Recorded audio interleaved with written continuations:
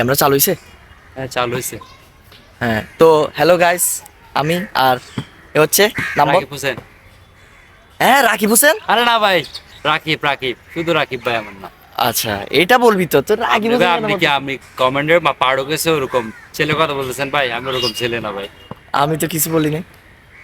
ভাই এখন এ দেখি নিজের কথা নিজে বলতেছে, ওয়াও ওয়াও ওয়াও। ইউটিউবে দেখি এখন রাকিব হোসেন নাকি বাংলাদেশের সেরা ইউটিউবার।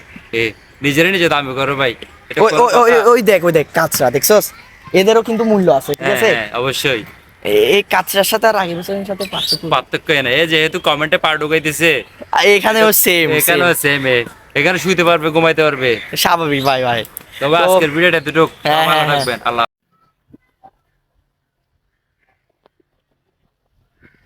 কিরে বন্ধু, তুই এখানে?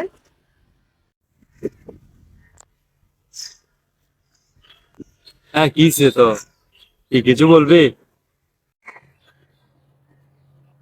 তোর না সামনে পরীক্ষা, 30শে জুন, ভুলে গেছস?